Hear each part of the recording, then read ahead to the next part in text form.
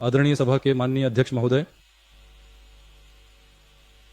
हमारी सरकार ने महिलाओं के सर्वांगीण विकास और सुरक्षा के लिए कई कल्याणकारी योजनाएं शुरू की हैं, जिनमें सिंगापेन विशेष स्ट्राइक फोर्स प्रमुख है और थाईमामन गोल्ड रिंग योजना, वेत्री महिला बकरी पालन योजना और अन्ननिन सीर योजना जैसी योजनाओं की घोषणा की गई है। उनके लिए बजट आवंटित किया गया है और उन्हें लागू करने के कदम उठाए जा रहे हैं। इसके अतिरिक्त हमारी सरकार ने आम जनता की आजीविका में व्यापक सुधार लाने को अपना मुख्य उद्देश्य मानते हुए वेत्री विजन डॉक्यूमेंट को आज आधिकारिक रूप से जारी किया है। उस व्यापक विजन डॉक्यूमेंट के आधार पर महत्वपूर्ण लक्ष्य निर्धारित किए गए हैं और तमाम तरह की विभिन्न योजनाओं को अगले 1, 3 और 5 वर्षों की समय सीमा के भीतर पूरा करने के लिए सुव्यवस्थित ढंग से वर्गीकृत किया गया है। हमारी यह वर्तमान सरकार विशेष रूप से हमारी महिलाओं के सर्वांगीण विकास और उनके लाभ के लिए कई महत्वपूर्ण योजनाओं को धरातल पर उतारने का कार्य करेगी। पिछले 4 महीनों से लगातार खाड़ी के देशों में चल रहे युद्ध और तनावपूर्ण स्थितियों के कारण हमारे यहाँ गैस सिलेंडरों की आपूर्ति में भारी कमी देखी जा रही है। इस वजह से वैकल्पिक ईंधन का उपयोग करने और गैस सिलेंडर की कीमतों में वृद्धि के कारण आम जनता को अपनी आय से अधिक पैसा खर्च करना पड़ रहा है और वे कठिनाइयों का सामना कर रहे हैं। इन सभी परिस्थितियों को ध्यान में रखते हुए मौजूदा कठिन वित्तीय संकट के बावजूद भी आम जनता के वित्तीय बोझ को कम करने, उनके हितों की पूरी तरह से रक्षा करने और लोगों से किए गए वादों को पूरा करने के उद्देश्य से सरकार ने यह महत्वपूर्ण निर्णय लिया है कि गैस सिलेंडर पर खर्च की जा रही राशि उन्हें वापस लौटा दी जाएगी।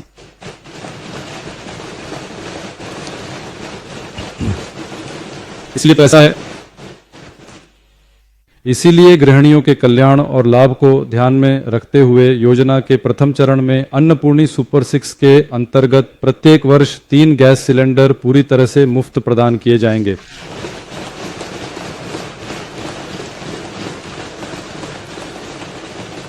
गैस सिलेंडर की सब्सिडी की राशि सीधे तौर पर सभी लाभार्थियों के बैंक खातों में हस्तांतरित कर दी जाएगी। इस विशेष सरकारी योजना के अंतर्गत आने वाले सभी लाभार्थी अपने गैस सिलेंडर की बुकिंग करेंगे और जब उन्हें सिलेंडर की प्राप्ति हो जाएगी, उसके उपरांत तेल विपणन कंपनियों से प्राप्त सूची के आधार पर सिलेंडर की पूरी कीमत सीधे लाभार्थियों के बैंक खातों में हस्तांतरित कर दी जाएगी। इस कल्याणकारी योजना के माध्यम से लगभग 1,30,16,104 परिवारों को सीधा लाभ प्राप्त होगा,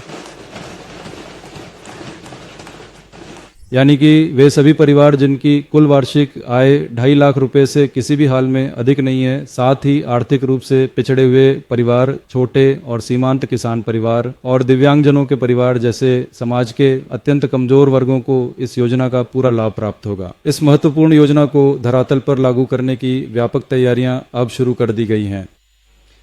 यह योजना आगामी पोंगल त्योहार यानी जनवरी महीने से लागू की जाएगी।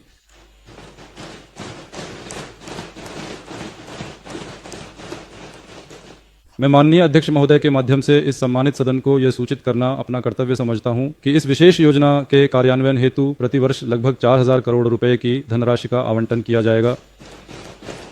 महिलाओं के लिए यात्रा करने की स्वतंत्रता वास्तव में उनकी आर्थिक आत्मनिर्भरता और हमारे परिवारों की समग्र प्रगति की सबसे मजबूत नींव मानी जाती है। वर्तमान समय में जो महिला मुफ्त यात्रा योजना लागू है, उसके अंतर्गत शहरों और शहरी इलाकों में चलने वाली साधारण बसों और पहाड़ी क्षेत्रों की बसों में केवल 40 किलोमीटर की दूरी तक ही यात्रा करने की सुविधा प्रदान की गई है।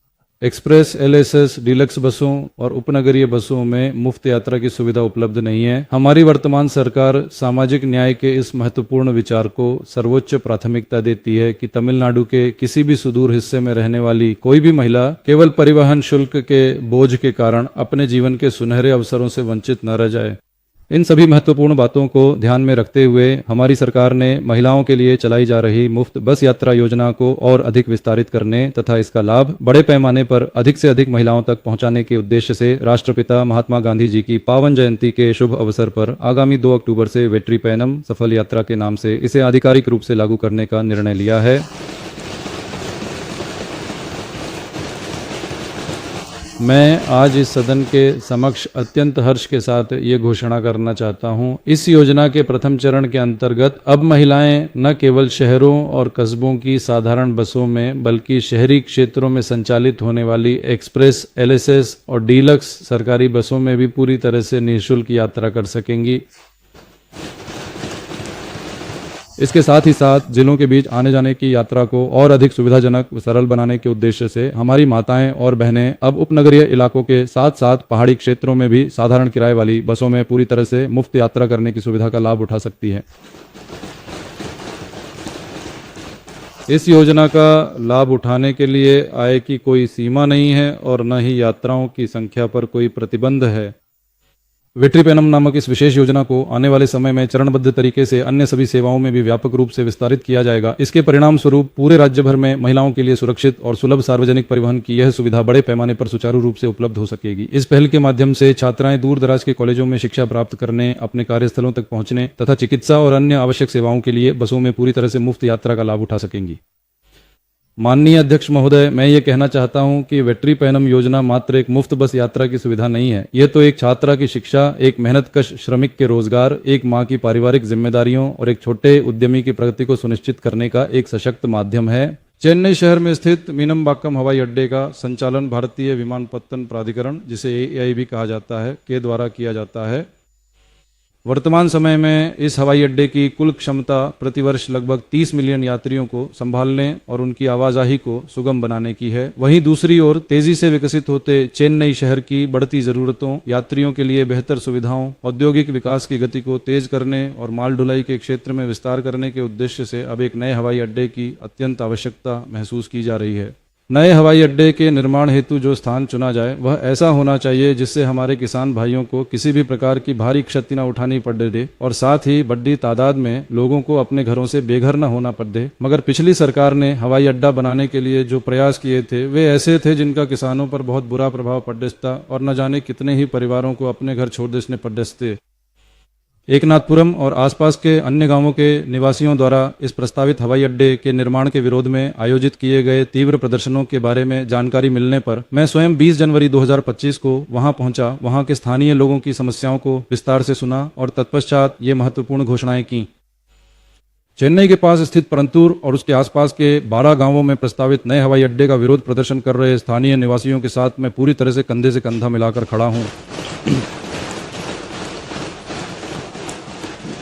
मैं उन मेहनतकश किसानों को अपना पूर्ण समर्थन देता हूं जो काफी लंबे समय से इस योजना का पुरजोर विरोध कर रहे हैं। आखिरकार हमारे किसान ही तो इस देश की असली रीढ़ हैं। ये लोग अपनी खेती की जमीन को बचाने के लिए संघर्ष कर रहे हैं।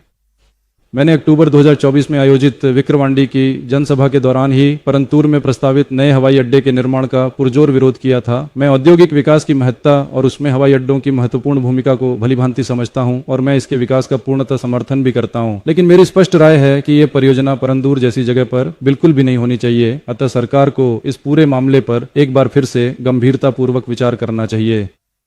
मैंने यह सुझाव दिया था कि कोई अन्य वैकल्पिक स्थान का चयन किया जाए ताकि कृषि योग्य भूमि पर इसका प्रभाव न्यूनतम हो और स्थानीय लोगों की आजीविका पर किसी भी प्रकार की आंच न आए। जनता के समक्ष की गई अपनी घोषणा को पूरी तरह से निभाने के उद्देश्य से मैंने नए हवाई अड्डे की परियोजना के संबंध में उच्च अधिकारियों और संबंधित विशेषज्ञों के साथ काफी विस्तार से विचार विमर्श किया है। जैसा कि मैंने आप सभी से पूर्व में वादा किया था, परंतूर में एक नया हवाई अड्डा स्थापित करने की दिशा में उठाए गए सभी कदमों को यह सरकार पूरी तरह से वापस ले लेगी।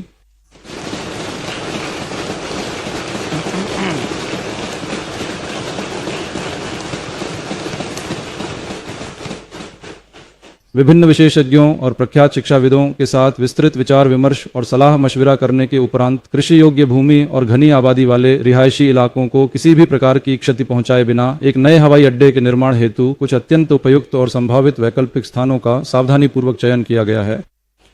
संबंधित विभागों के द्वारा इन चिन्हित स्थानों की तकनीकी व्यवहार्यता का विस्तृत अध्ययन किया जाएगा और उसके उपरांत बहुत ही जल्द नए हवाई अड्डे के निर्माण हेतु उपयुक्त स्थान का चयन कर लिया जाएगा।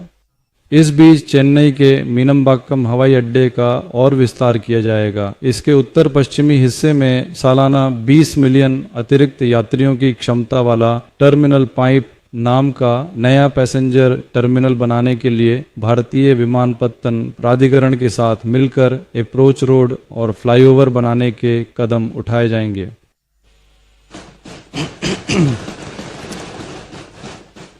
चेन्नई के मीनमबाक्कम हवाई अड्डे पर वर्तमान में जो टर्मिनल 3 का निर्माण कार्य चल रहा है, जब वह पूरी तरह से बनकर तैयार हो जाएगा तो इसकी यात्री क्षमता बढ़कर सालाना 35 मिलियन तक पहुंच जाएगी। इसके अतिरिक्त जब नया टर्मिनल 5 भी पूरी तरह से चालू हो जाएगा तो ये हवाई अड्डा सालाना कुल मिलाकर 55 मिलियन यात्रियों को संभालने और उनकी सेवा करने में पूरी तरह से सक्षम हो जाएगा। इस कदम से चेन्नई हवाई अड्डे की सेवाएं बेहतर होंगी और नया हवाई अड्डा बनने तक यात्रियों के आवागमन की सभी ज़रूरतों को सुचारू रूप से पूरा किया जा सकेगा। Subscribe to One India and never miss an update. Download the One India app now.